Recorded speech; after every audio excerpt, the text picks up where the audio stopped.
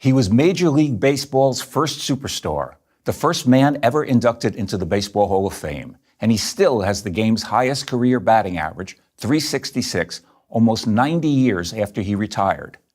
His name is Ty Cobb. Yet despite his historic achievements, he is often remembered for being the worst racist and the dirtiest player ever to take the field. If you know baseball, you've heard the stories. Ty Cobb would pistol whip black men he passed on the street. He once stabbed to death a black waiter in Cleveland just because the young man was acting uppity. On the field, he was set to sharpen his spikes to cut up rival infielders. He supposedly had no friends. In the movie Field of Dreams, Shoeless Joe Jackson says that Cobb wasn't invited to the ghostly cornfield reunion because, quote, no one liked the son of a bitch. A lifelong baseball fan, I believed these stories when I set out to write the first authoritative biography of Cobb in 20 years. I've been hearing them all my life, and like a lot of people, I took the repetition as evidence. But to my astonishment, as I delved into the source material, newspapers, census reports, and personal letters, I couldn't find any proof that they were true. On the contrary, Cobb's teammates on the whole seemed to respect him, defending him on the field and off. His opponents said he played the game hard but clean.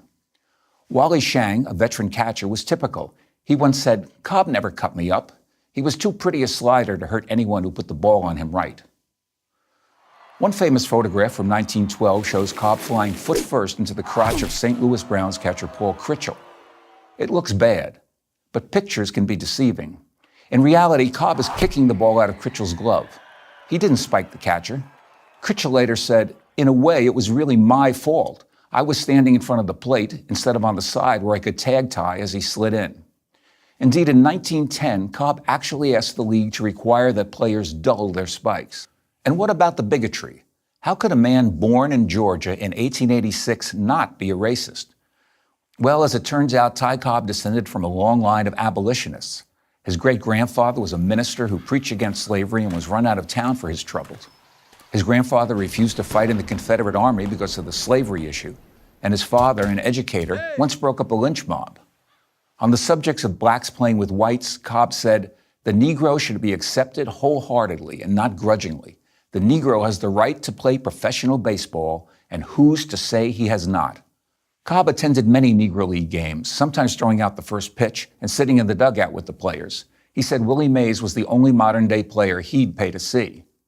As for that black waiter he supposedly killed, well, in reality, he was a hotel night watchman, and Cobb didn't kill him, he just scuffled with him, and oh yeah, the guy was white. Now, Ty Cobb was like the rest of us, a highly imperfect being, too quick to take offense, too intolerant of those who did not strive for excellence with the same almost crazy zeal that he did. But a racist, a dirty player?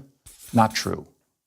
What is true that almost every accusation against Ty Cobb's character finds its roots in the same source, unfact-checked articles and books published after his death by a bitter, opportunistic journalist named Al Stump, whom Cobb had once threatened to sue for making up stories about him. It didn't matter that Stump had spent little time with Cobb, or that all of Stump's sources were anonymous, that sports writers who knew Cobb rushed to his defense, or that Stump himself had been banned from publications for writing lies. The scandal was titillating, and it stuck. When the legend beats the facts, print the legend. Meanwhile, a good man's reputation lies in ruins. There are lessons to be learned here. First, it's all too easy to believe lies about people, especially successful ones. Lies take achievers down a few notches, and we like to hear that. And second, if a lie is repeated often enough, it becomes accepted as fact.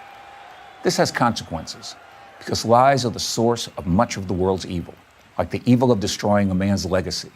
In this case, a legacy that should be celebrated. Ty Cobb was the most exciting baseball player of all time. He once stole second, third, and home on 3 consecutive pitches. He once turned a tap back to the pitcher into an inside-the-park home run. He was not a racist or a cheat. It's time to tell the truth about Ty Cobb. I'm Charles Learson, author of Ty Cobb, A Terrible Beauty, for Prager University. To subscribe to our YouTube channel, click here.